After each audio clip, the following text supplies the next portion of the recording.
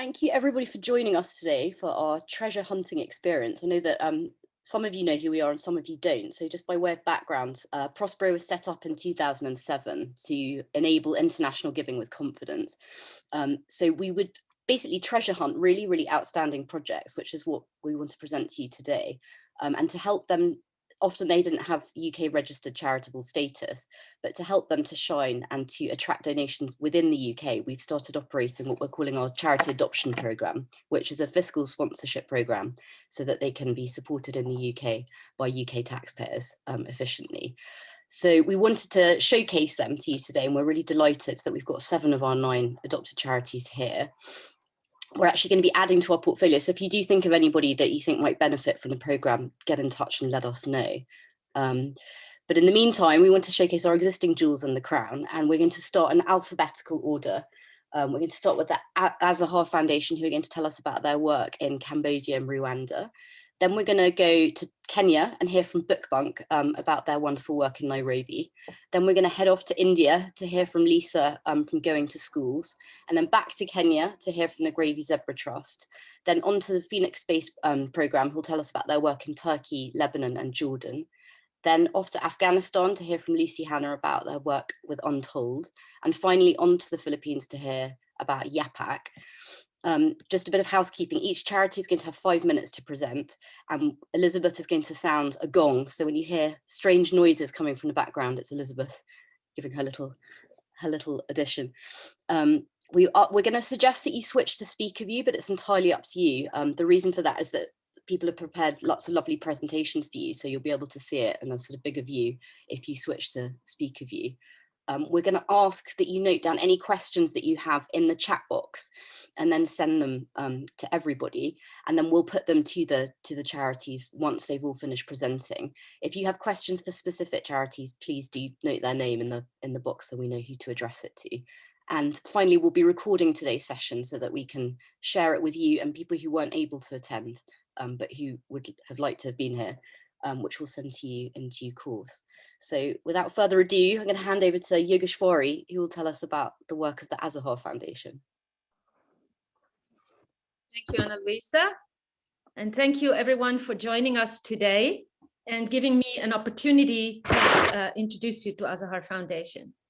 My name is Yogeshwari. I'm the founder and president of the organization. I'm a dancer, choreographer, and Jivamukti yoga teacher. I'm Swiss American, currently in Switzerland.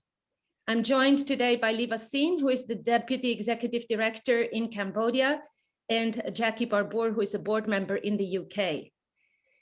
So in March 2007, I landed in Cambodia for the first time, and I was taken to a government-run orphanage in Phnom Penh City. It was in an old French monastery that had not been renovated. There were 130 young people from age 4 to 26 in overcrowded conditions, somewhat malnourished, with no proper kitchens, bathing, brushing teeth, and washing their clothes in a polluted river nearby. So during those 10 days of teaching yoga at the orphanage center, I met many of these young people. So let me tell you the story of a young girl named Chai Liang, who was 13 years old at that time. Chai Liang was born to parents who were traumatized by the US bombings during the Vietnam War and the subsequent Khmer Rouge regime and genocide. Their trauma went untreated, and they were largely unschooled, which is typical for the parents of that generation. So her father also typically resorted to means to numb his pain that are classic, right? Alcohol, drugs, gambling, and more violence. He gambled everything away that they had. And so Chai Liang and her brother grew up in the streets picking up garbage. A stranger then had brought them to this orphanage center so they could at least have a roof over their heads and that they could have a proper meal and go to school 3 hours a day. Chai Liang then joined our programs in yoga and supporting education. She then attended yoga teacher training locally that it was our first one that we did with 2 British yoga teachers who were at the time living there. And she was last year selected to do an international teacher training in India. She's now at 27, the head and manager of our yoga program at AZAHAR Foundation in Phnom Penh. So AZAHAR Foundation's mission is to promote peace through yoga, meditation, and the arts, with some supporting fields in social development and peacekeeping. Pre-COVID, we had established 2 centers in the 2 largest cities in Cambodia, plus a vegan restaurant, and we had achieved that 50% Cambodian people would attend the yoga classes, versus before it was just an expat thing to do, right? We have a smaller program in Rwanda. We have 1 teacher in Ivory Coast who teaches in a informal settlement, and we have 1 teacher who is a Syrian refugee who is currently in the Netherlands and who is going to begin to teach Syrian refugees in Europe. Our current strategy is to do outreach first. So we go into communities with people who are underserved, rural communities, and we expose children and teenagers to the arts, to yoga, to meditation. And then the second step is professional development, where that we do through currently through retreats and through a peace curriculum that lasts 1 year, where we expose young people to all these different disciplines. And then those who would like can then join a local yoga teacher training, right? And then the next step is employment. So we provide employment for the graduates from our program in our centers, in partner NGOs, and in corporations that are currently demanding more and more yoga for the health, mental health of their employees. Our goal is to eventually create a peace village that would have a proper school where people can get a professional education in these fields that I mentioned, that can also serve as a retreat and conference center and have continuing education programs. Our target financially for this year is around £200,000. And I have really good news. We have just been approved by a donor in London to underwrite a salary for an international executive director for a few years, which will help us grow the organization exponentially. Thank you very much for listening, and I'll be available for further questions. Thank you. Thank you so much, Yogaswari. That's brilliant news. Fantastic. So we'll hand over to Bunk now.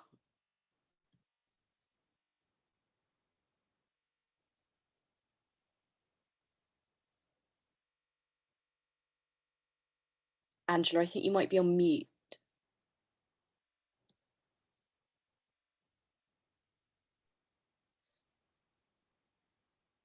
Good afternoon from Nairobi. Sorry about that. I hope that everyone can see my screen, because that's how I hope to communicate all the work that we're doing at Bunk. Thank you so much for joining us. My name is Angela Washuka, and I am the co-founder of Bunk, which is based in Nairobi. And on the call is my co-founder, Wanjiru Konange, as well, and the Bunk team. So I've got tons of support, should you ask me some difficult questions. So I'd love to begin by telling you a little bit about who we are and what we do and why. We were set up in 2017 by Wanjiru Konange, who's a writer, and myself, whose background is in publishing, to restore public libraries. And we have 3 flagship projects that we're looking at. The image that you see on your screen is the Macmillan Memorial Library, which was built in 1931 in honor of someone called Macmillan. And the second one is Kaloleni Library, which was built in 1976. Eastlands Library, also in the same decade. And the way that we work around restoring these buildings is looking at the kind of social experiences that people have around them, the experiential aspect as well, the digital possibilities, which I'll talk about a little further down the road, as well as the actual physical restoration of the buildings. We got into a partnership, which is what allows us to do this work, with the City County of Nairobi. And basically, these are the areas in which we work. Research and inventory has been a big one for us this year. We also deliver all the programming. We manage the libraries and the archives. We're overseeing the architectural restoration. And of course, we look for money and deliver in terms of the spending. So architectural restoration has been one of our mainstays. We've completed 2 libraries already, which we're very, very happy to have done. Last year, in June, we completed the smallest one, which you see on your screen now. And then the second one we've just completed actually last week. It's called the Eastlands Library. So that's us outside of the Kaloleni Library. And in terms of architecture, we're looking to reopen this branch, the branch that we finished last week, and that very first image that you saw, we'd like to commence the restoration of that this year. The other big area that we work in is in public programming. So digital experiences around literature, music, storytelling, all these different posters that you see here are things that we've been able to do at the libraries. And I think the important thing to note in terms of 2021 is obviously we've had to pivot quite a bit. So we're relying a lot on digital programming, which we tried out for the first time last year in December through our first edition of a digital gala, which went really well. So I hope that you can all join us for that. 13th December this year, it's always the same day. Research and inventory is another big area for us. When we started this work, there wasn't an existing catalogue of the books that were actually in all the 3 buildings. So we have built that system, and a big output for us this year is, since January, actually, we've been able to digitize just under 22,000 items. So we're working on public access for that. We want to continue doing that work. And of course, the digital and physical acquisition of material. Here's a quick snapshot of what we managed to do in 2020, which, as we all know, was quite a difficult year for a lot of people. So we're very grateful to have achieved all of this. Right at the heart of that, of course, is the renovation of the 2 libraries that I talked about. But we also do a lot in terms of livelihoods and involving the communities where we're working in restoring these libraries. So we provide employment in that way, we provide internships, and we also provide placements. The biggest needs that we're looking at this year are operational costs. That's not a surprise for anyone to hear. That's always a big one, I think, for everyone. We're looking for increased ways to support the core team, to support our interns, to support the librarians. So basically the workforce that is delivering this work. And as always, project partnerships are always welcome. Everything that we're delivering is done through partnerships and donor support. So architecture, programming, research and inventory is a big one that we're looking for partnership for, because digitizing quite a vast collection is quite something, and then making it available to the public. So that's us. Thank you for listening, and I'm looking forward to interacting with you more during our Q&A. Fantastic. Thank you so much, Angela. That's a really interesting overview. And now we're going to skip over to Lisa at Going to School in Mumbai. Hello. Hello. Hi. Hello, my name is Lisa Heidloff, and I'm the director and founder of Going to School. I live in Bombay, or Mumbai. Anna-Louisa, you said it correctly. And what we do at Going to School is we make design-driven stories to teach children 21st century entrepreneurial skills at school. We do that normally when schools are open through graphic novels and stories and scrapbooks. When they're closed, we do that through national television. So this past year, as everyone's been talking about, things changed. In India, all the schools were closed. So our COVID pivot was to make a series called School TV. So based on the idea of a masterclass that experts could teach what they know in Hindi, we made over 200 episodes, each 22 minutes long, that came on national television and were seen by 20 million children. School TV was actually quite easy to do because people could self-film at home and then send us the footage and we would edit that and then put that together. Schools in India right now are kind of half open. So in some of the states in which we work, there's 50% attendance, so children are going or not really going, but in Bombay, they still remain closed. And stories are how we deliver what we do. So television remains a key part of it. And what we're doing in Mumbai or Bombay at the moment is a project called Play City, the children's scrappy news service. So it's really a challenge to us and to the city to say, how do you teach children 21st century entrepreneurial skills in school to empower them with the skills they need to solve the biggest challenge of our time, which is climate change. So we have an MOU with the city to work in 1,200 schools. That's to directly reach 1 million children in grades 6, 7, and 8. And we intend to do that if schools open, and even if they don't, but through a scrapbook made of recycled materials. So I'm going to try and share my screen right now. Let's see what happens with this. 1 minute. Are we there? Desktop. Okay. Oops, no, that's not going to work. I have to upgrade. So in the meantime, I'll tell you that is a scrapbook made of recycled materials, because everything for us is about taking on climate change. So it's made of leaves and handmade paper and all different other kinds of materials. So each of the government schools will receive 5 to 10 scrapbooks, and there'll be 26 steps for kids to take on and reverse climate change. One of those challenges in the 26 steps is to make a sustainable place to play. So part of what we're doing in the city is saying that in a very, very crowded city like Mumbai, children don't have a place to play. They don't have a place to go out and be together. Yet these government schools do have sports pitches inside or next door. They're just not equipped to do that. So our idea is to make them sustainable sports pitches where boys and girls can play together in an urban landscape that is made to look like a rainforest. So with vertical gardens powered by solar, using the red earth to make the football pitch. And we have the option to do that in 100 sports pitches across the city. So we've started with 2, and if I knew how to link Zoom to what I was going to show you, I'd show you what we were going to do, but happy to share it afterwards. And we're excited. The city's chasing us, saying, okay, schools are closed, but you can still make these sustainable sports pitches. And we're also making our television series at the same time. Thank you. Thank you so much, Lisa. We'll share your lovely presentation because it's beautiful, as everything you do. The graphics are just incredible. Thanks. I'm sorry, I would have helped you, but I don't know how to either. So, right. So we'll go on to the lovely Grevy Zebra Trust back in Kenya. So Sheila, whenever you're ready. Hi everyone. Thank you so much for introducing me, Anna-Louisa, and I'm so excited to be with you all today and share some of the work that Grevy Zebra Trust does. So I'm just going to share my screen, I hope. There we go. And yay. Good.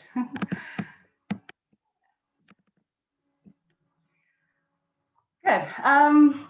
I hope you can all see that. Okay, so the Grevy Zebra Trust is the only organization that is 100% dedicated to conserving Grevy zebra here in Kenya. The future of the Grevy zebra is intimately connected to the lives of the pastoral communities that live in the same environment. Both are threatened by land degradation, dwindling water resources, disease, and large-scale infrastructure projects. Only 3,000 Grevy zebra remain in the wild today, and over 90% are only found in Kenya, where less than 1% of their range is formally protected. Our vision is a growing Grevy zebra population that coexists with thriving, peaceful communities across healthy rangelands. The survival of the Grevy zebra depends on its ability to coexist with people that they share their habitat with. These resources include grass, water, and space. So we put communities at the center of designing and driving conservation efforts. Over 90% of the Grevy Zebra Trust team are employed from people living within the Grevy Zebra range. We protect and monitor the health of the Grevy zebra population. We work to restore healthy grasslands by planning for plant recovery, improving soil health, and planting grass. And we develop targeted solutions to the threats facing both people and Grevy zebra. For example, when COVID-19 first arrived in Kenya, our reusable sanitary pad project switched from making sanitary pads to COVID-19 face masks. We have distributed over 5,000 masks to vulnerable members of the community to date. We have also influenced the trajectory of an oil pipeline to go around a critical breeding area for Grevy zebra. Our mission is to conserve and grow the Grevy zebra population in northern Kenya. And we're seeing the impacts of this work. So in recent years, Grevy zebra numbers have stabilized and the population has the potential to grow. So now we really need to work towards population recovery. So our budget for this year truly reflects our growth as an organization. We really want to continue to focus on supporting our communities as we navigate the devastating impacts of COVID-19. Our scouts will continue to collect critical data on Grevy zebra and protect them from insecurity, poaching, and disease. Our Grassland Champion program has been so successful that we want to expand the project to ensure that grass is available for Grevy zebra in every area that they are.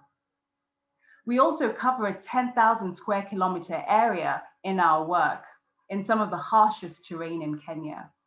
Each of our vehicles travels more than 18,000 miles per year. We need to cover the costs of their operation, and we would also like to purchase a new vehicle for our grassland restoration program. Finally, the Great Grevy's Rally is a photographic census of Grevy zebra that tells us whether we are succeeding in our efforts. We want to invest in data analysis techniques that improve the accuracy of the survey results. And more importantly, we would really like to bring the analysis currently done in the US home to Kenya. This would make it much more sustainable and a truly Kenyan-owned and driven event. Thank you so much. If you would like to learn more about Grevy Zebra Trust, about anything that I've spoken about today, please look for us at www.grevyzebratrust.org. Thank you so much, and I will try and stop my screen sharing now. Thank you so much, Sheila. That's really interesting. I'm sure there'll be lots of questions. So now we are going to hand over to the Phoenix Space team from the plains of Kenya to space. Great. Good morning, everyone. It's great to be here, and thank you, Prosperity Team, for giving us this wonderful opportunity to present our work. My name is Aliftina, and I'm a founder of Phoenix Space. And I'm joined today by Veronica and Alicia from our team. Last week, 10 years ago, marked the beginning of civil war in Syria, the biggest humanitarian crisis of our time. As you're probably all aware, since 2011, more than 6 million people have fled Syria, half of whom are children. Today, 90% of refugees live in Turkey, Jordan, and Lebanon. Education is notoriously the neglected orphan of humanitarian crisis. Only 1.5% of humanitarian aid goes towards education. As a result, education for Syrian children has been dramatically impacted, with scientific and technological literacy reduced to critical levels. Currently, more than 40% of Syrian school-age children do not have access to schooling, and only 3% of refugees are enrolled in higher education. We created Phoenix Space in response to this urgent need to provide access to quality education to refugees and their host communities in the Middle East. And in particular, we believe that STEM education, opportunities in STEM, that is science, technology, engineering, and mathematics, will help unlock the enormous intellectual potential of young people and empower them to take part in transforming their lives and also the region. We also believe that quality STEM education is important not only in order to be competitive in global markets, but also promotion of scientific literacy is crucial for conscious and responsible citizenship. At Phoenix Space, we use inspirational theme of space science to teach STEM subjects. Space is the future of humanity, and we believe that space science serves as a great vehicle to teach essential 21st century skills because it combines the knowledge of physics, mathematics, coding, robotics, electronics, data science in an inspirational way. We currently run 5 educational programs for children and young adults aged 13 to 24 years old. Our programs range from short introduction courses to certified 10 months long course in science and technology. The educational programs are also complemented by lecture series conducted by the leading academics from around the world. We're a very young organization, but after operating for just a year, we managed to reach over 300 beneficiaries, develop and launch 5 different STEM programs, and grow a team of over 40 professionals. We provide courses online as well as in 5 centers in Turkey and Lebanon, and our plans are to begin operations in Jordan and Syria this year. As I mentioned, we're very young, but an ambitious organization, and this is where we want to be in 5 years' time. We plan to have 10,000 graduates, 1,000 students mentored through our program, and we also plan to develop 30 educational programs. And just to conclude, raising the bar of scientific capital in the region is essential social investment, not only for developmental capacity locally, but also for security, stability, and peace globally. And if you share our vision, we would love to tell you more about our activities and our impact. Thank you very much for listening. Excellent. Thank you so much, Alevtina. It's really interesting. And now we're going to hand over to Lucy Hannah at Untold. Hello, everybody. My name is Lucy Hannah. I'm director of Untold. Afghanistan, as you'll know, is one of the many places in the world where it is challenging to be a woman, even more so a woman writer. Changes in rulers, monarchs, emirs, presidents, as well as revolution, Soviet invasion and the Taliban have meant years of chronic instability and restrictions on everyday life and on freedom of expression, particularly for women. Our programme, Untold Write Afghanistan, works with local women writers, remotely at the moment, across the country to develop their storytelling skills, work with local partners to share their stories with readers in their own languages, and reach new global audiences in translation. We try to carve out spaces in the global literary landscape for aspiring women writers to speak in their own words, without themes imposed on them. This scheme came about following conversations with scriptwriters on Afghanistan's long-running soap opera, where I was working at the time. And the women writers at the team explained how few opportunities there are to publish their own work of prose fiction, not scripts as part of their day job, and so that they can reach a wider audience. And also they were keen to connect with other women writers like themselves, because as we all know, writing is a lonely old business. And they were really left to resort to either paying a publisher locally, publishing online under a pen name, via social media, or most likely their work not being acknowledged at all. The majority of Afghan writers who have appeared in translation are usually men, and most live outside the country, as do the few Afghan women who've carved out lives of writers elsewhere. There are publishers, there are about 22 in Kabul, but there is very little infrastructure for creative writers to develop with literary editors locally and local literary translators. And we're here to help develop and promote their skills as well. And at Untold, we believe a region's upheaval can't be explained without local and especially women's perspectives. In our first year, 2020, so we're new too, we've issued 2 open calls, attracting submissions from more than 300 women writers in 20 different Afghan provinces. We've worked with 15 women to develop their fiction with international editors and translators, and develop the skills locally of mentee editors. 4 of our writers have been commissioned and published in translation by Words Without Borders, reaching 60,000 readers in translation.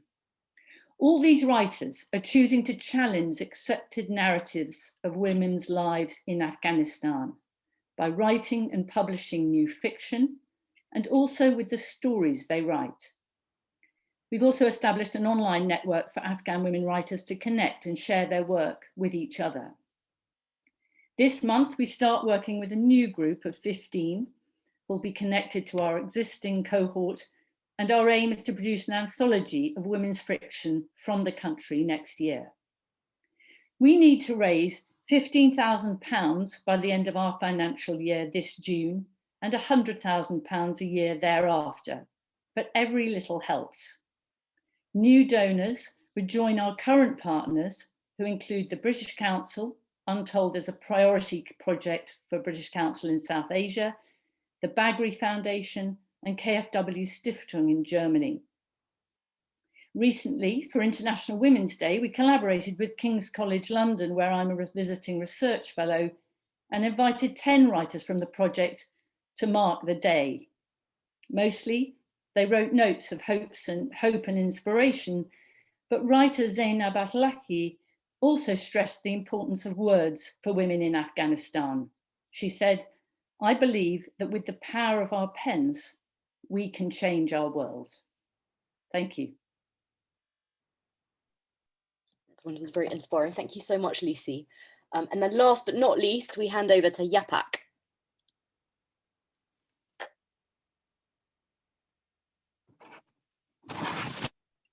Hi everyone, good day. Can you see my screen? Yes, we can see it. Right. Perfect. Okay, so I'm Janina. I'm from YAPAK, and on the call today with me is Elijah. Here's a short video presentation that we've all prepared for you.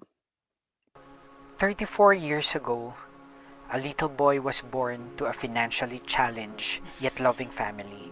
His mother is a food vendor, while his father had to work overseas, which unfortunately didn't turn out as expected, since he became a victim of illegal recruitment, which then resulted to a challenge in his mental health.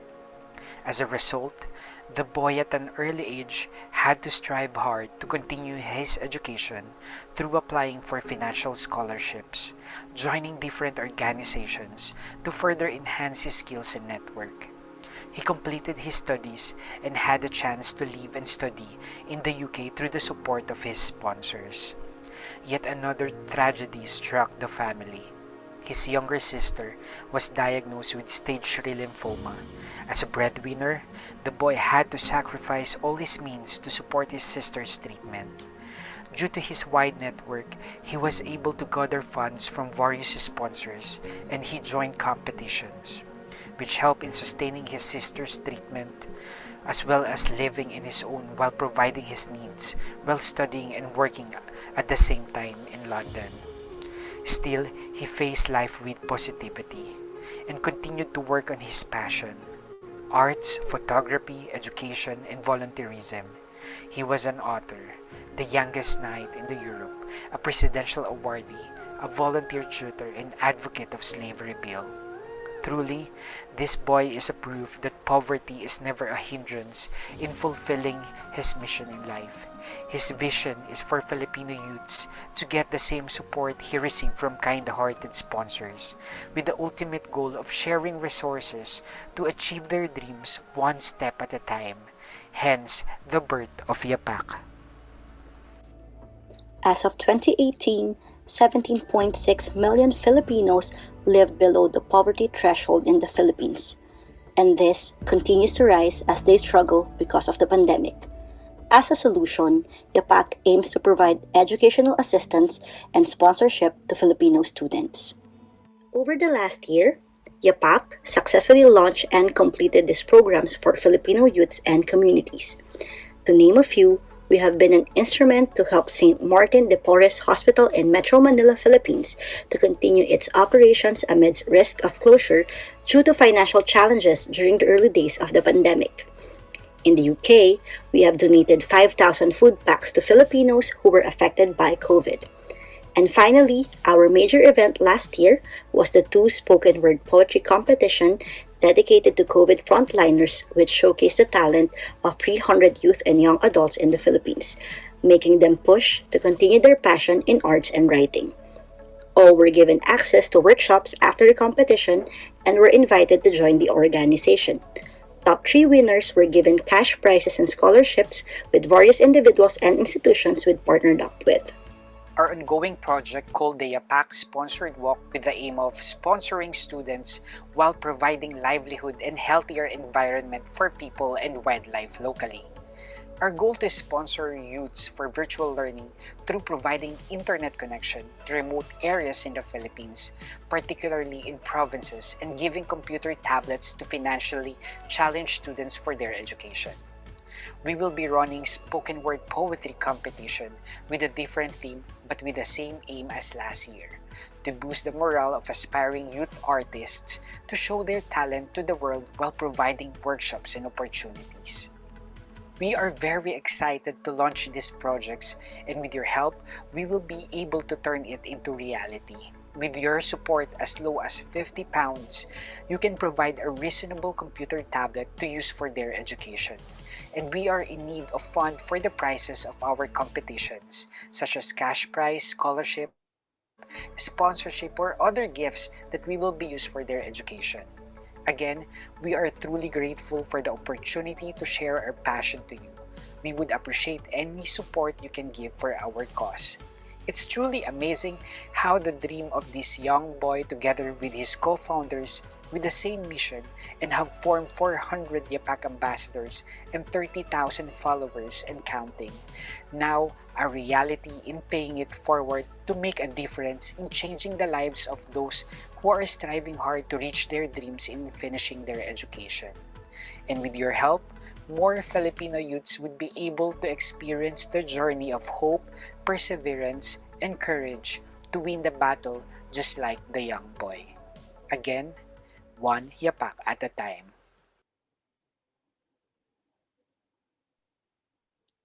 Excellent. Thank you so much for that. It's fantastic to see the background and the context in which you're working.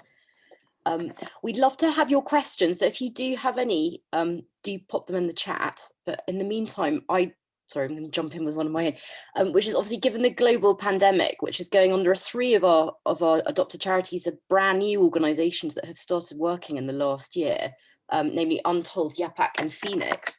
It's been really, really inspiring to see you actually start your work and grow within the context of the pandemic.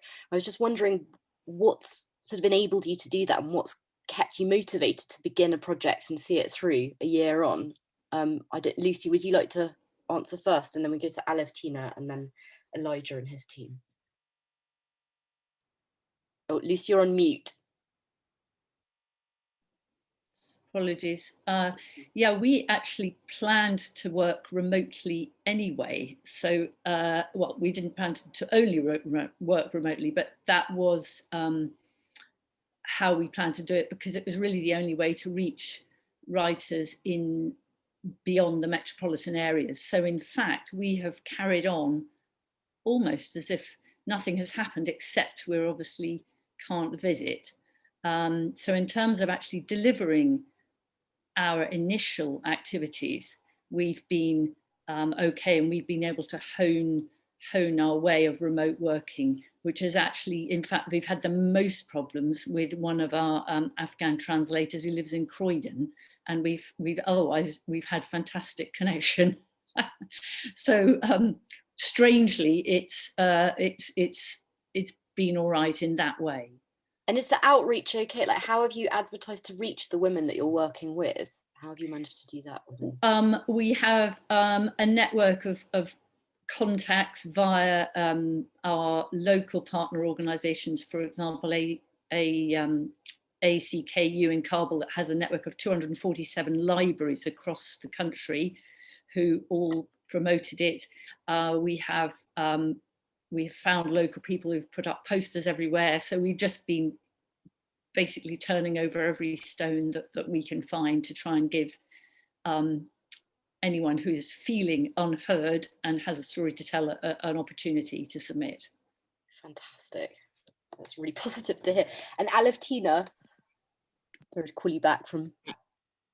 Hello. Hello. I mean, we actually did your launch event with you about a week before lockdown started. Oh no, exactly. The outbreak in London. How have you fared? That was the last party of the last 12 months, right? Yeah. We actually started in February as a sort of a physical educational project, and then March happened, and then we had to quickly think, what are we going to do? And we decided to try the online platform, and with the existing one center that we started to work with initially. And for us, this was so the whole COVID situation was a bit of a blessing in disguise, because we realized we can actually expand our educational program not only in Turkey, but then a couple of months later, we managed to actually launch it in Lebanon as well. So in terms of the outreach and the capacity, so the capture the audience, it was actually very, very positive for us. And we also, in terms of just administration and management, we managed to sort of avoid the logistical and administrative costs by going online. But of course, not all our beneficiaries have access to phones. And phones, I mean, laptops are not even mentioned, because this is a huge luxury. Usually they have one phone per family that they share. So we, in a way, that was probably the most limiting factor in us expanding. But going forward and after the COVID, I think we will continue with the blended format. So we'll do some of our work online, but of course the practical exercises will have to be conducted physically. So the whole format of our offering has changed consequently. It's a silver lining. It's just so nice to see the positive. YAPAK, also brand new and thriving despite the pandemic. Nothing can put you down. What's your trick? Well, despite of the pandemic, we made the pandemic instead of a weakness. We became a strength during pandemic. As to be honest, we just recently awarded as the People's Choice Award in the University of the Philippines, and also as you know that our spoken word poetry have reached 43 million views across the Philippines and around the world, contributing for the Filipino frontliners for their fight for the battle of pandemic. Being one of the students and experience the same experience the students had before, we really believe the power of online and virtual networking. Through this, we can send our voices, which is the hope of YAPAK, is to introduce to a lot of people the talents and skills of different youths. And sorry, I think I have problems with my internet connection. No, Yeah, we can so perfectly go for it. So the pandemic, especially the virtual, we make it as a strength to attract more people to know more about our organization and what our mission and vision, which is to inculcate and educate a lot of youth, especially those people who live in the provinces who has less access in using the internet, especially nowadays, as we all know, it's virtual learning. So as much as we can, as you can see, 17.8 million the poverty threshold in the Philippines. So a lot of Filipino youth still has the access with the internet connection as well as you having their tablets.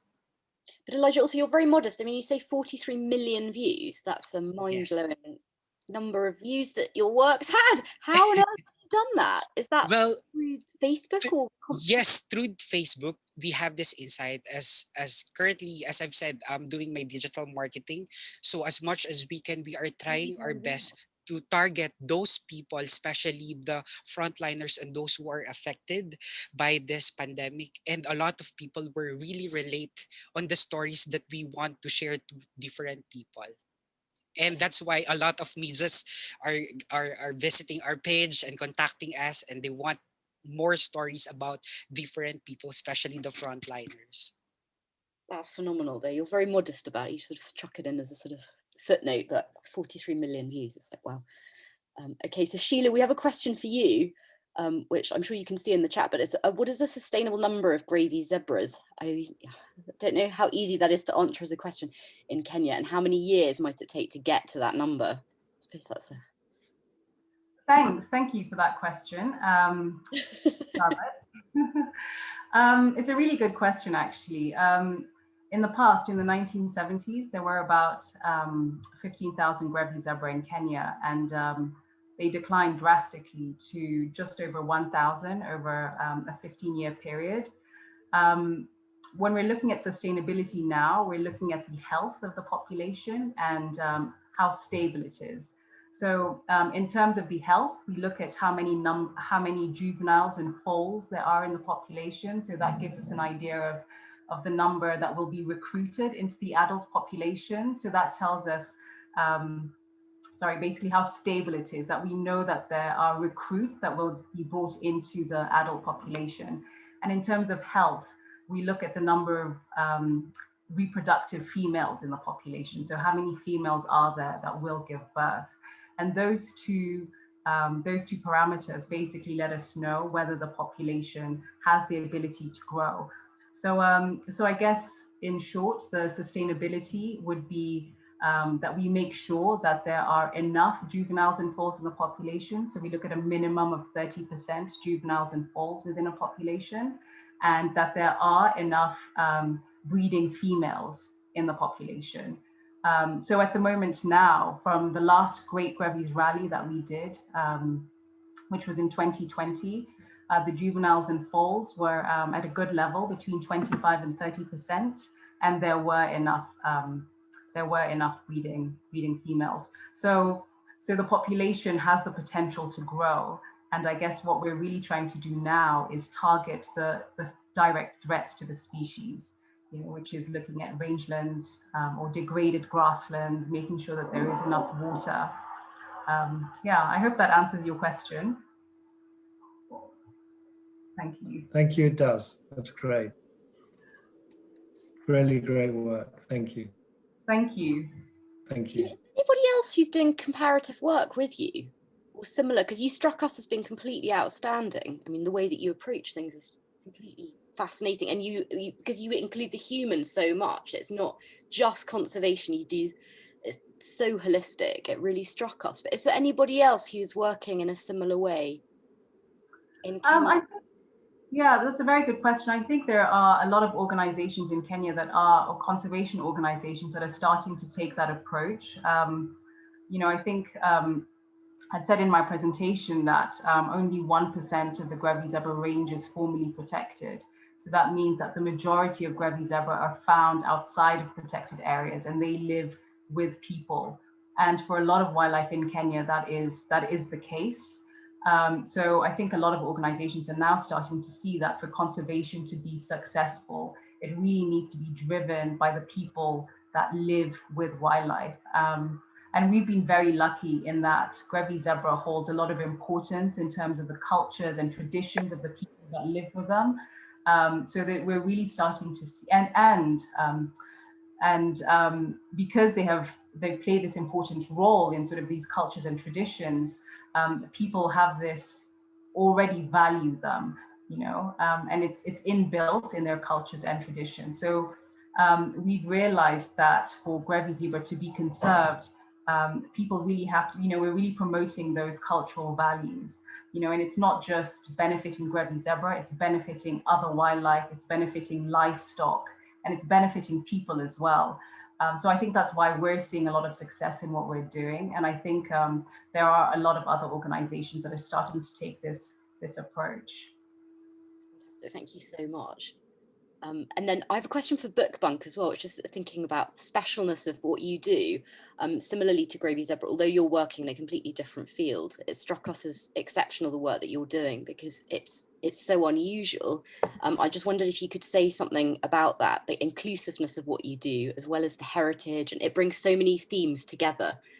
So I don't know if you can say, what do you think makes you so special? Because you struck us as being very special. Sure. Thank you. I think first and foremost is that the agreement that we have with the city is actually the only one of its kind. Sort of public-private partnerships here tend to be very much focused on what is traditionally understood to be infrastructure, which unfortunately doesn't always include the infrastructure of public spaces. So things like public libraries.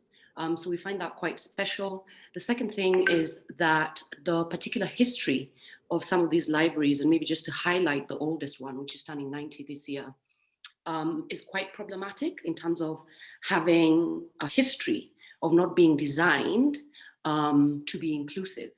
So this library, built in 1931, was named in honor of a settler.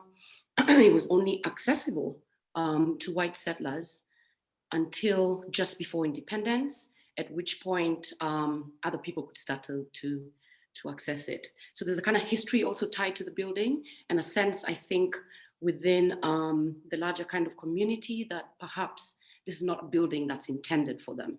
So in our approach, we do quite a lot of work to make sure that we're being inclusive. And we also have gathered quite a lot of data about usage and about the kind of changes that people want to see happen in those buildings, so that when we're consulting with them, it's not just limited to the kind of physical possibilities of the spaces, it's also the sort of content that people want us to focus on, the kind of programming that they want offered in these buildings. So just to highlight in terms of public participation, pre-COVID, we had a very kind of good way of doing this physically. And of course, just now thinking about how to make everything as digitally accessible as possible, is that we consult the community. So they're part of the process of how we're thinking about how to restore these spaces. And then crucially, we also recruit locally from the communities around the library. So last year, for instance, we ended up providing employment opportunities to 81 people. So our inclusivity kind of spans through the 3 major areas that we work on, which is programming, the research and inventory, and the kind of content that's going in, as well as the redesign architecturally. Wonderful. It just seems to, again, draw so many strands together and celebrate the sort of uniqueness of and create the potential of this possibility, the space that you actually have. Yes. Lisa, you work in a similar way. I mean, you seem to take obstacles and turn them into the most magical. I don't know how you do it. You sort of wave a magic wand. Like you were telling us the other day about one of the sports pitches having a tree in the middle of the sports pitch, which can't be removed. And yet somehow you've managed to find a way to make that a wonderful thing. What's the secret of your miracle working? I think it's a good question, but I you really do wave a wand. With the magic, we have permission from the city or the state government to do these things. So where I would never have thought that would be something that we would sign up for, the MOUs with the state governments are really important. So once we have that, then it's for all the schools. Then they really will give us permission to do, amazing new things, because it's for all of the schools. And I think if we had an agreement just to do it with one, then there'd be the focus on one. But to the specific sports pitch that you were talking about with the tree in the middle, so yes, we're trying to make sustainable sports pitches, so we cannot remove the tree. So then we decided to make this a beach volleyball, because it's quite far away from the beach. So like an urban space where also all the communities around could use it. And we selected that particular place also because it didn't just serve one school of 1,500 children, but actually 3 schools for total of about 5,000 kids could come and play.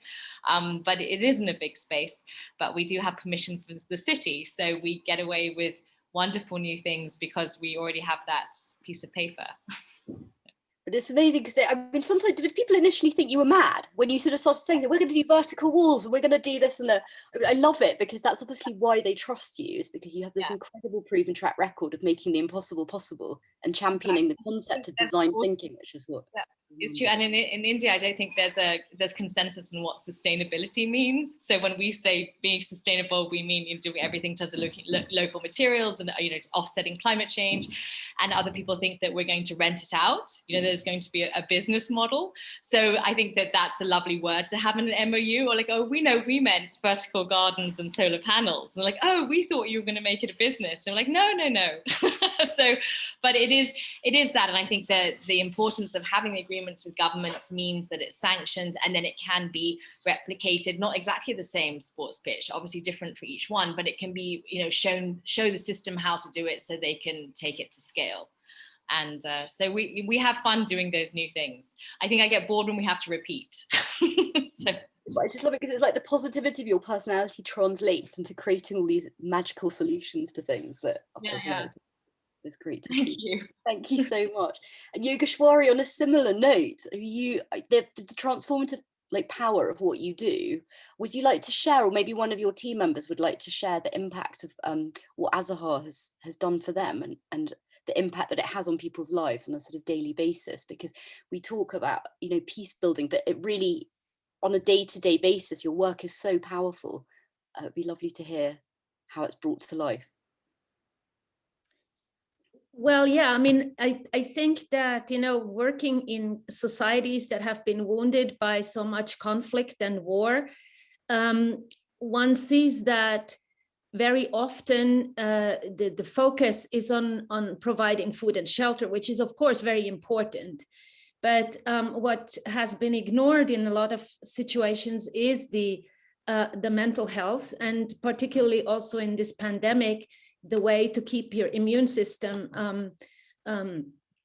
strong with physical exercise, which yoga is a very important component of that, right? So that is one aspect. And the other aspect is that when we take the example of Cambodia, for example, you know, when I was working in this orphanage, most of the young people, and young women in particular, their chances were basically three. They could either go and work in a garment factory for slave wages under very inhumane conditions, or they could go back to their little small town farms, or there was a big problem also with prostitution and child trafficking, sex trafficking, etc., that many of the young women were very vulnerable to.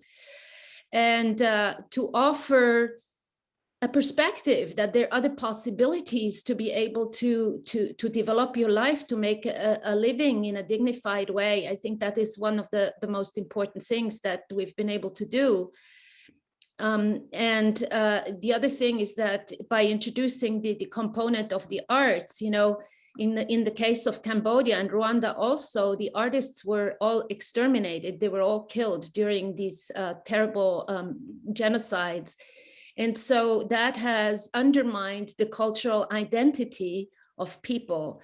And so by trying to revitalize the traditional arts and being able to also put them into a modern context is a very crucial way for people to overcome whatever negativity or shame they have connected to the trauma that is going on, and to be able to build their identity again as a proud and you know, very rich culture. That's wonderful. And there's a tool to imagine the future that could be built rather than to be held back by the trauma of what has happened. Yes, exactly. And I think, you know, one of my goals is really to build a self-sustaining project. So as soon as possible, I try to empower people locally. So, you know, I introduce the yoga to them, but immediately, as soon as possible, we have an all Cambodian teaching staff. We have an all Cambodian management staff. And in Rwanda, it's the same thing, so that it's not, you know, this sort of like colonial aid that is coming in, and I'm like moving into the background and just trying to do the fundraising bit. That's fantastic. Thank you so much. Right, we've already reached the end of it's really sad. I feel like there's probably lots more questions. If you do have any questions, do by all means feel free to email us and we can pass them on to the person that you would like to address them to.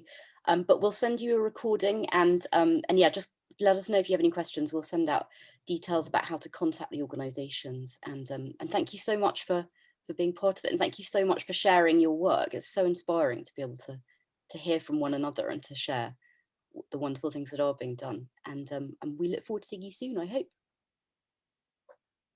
Have a happy day, everyone. Thanks so much. Thank you. Thank you, everyone. Thanks.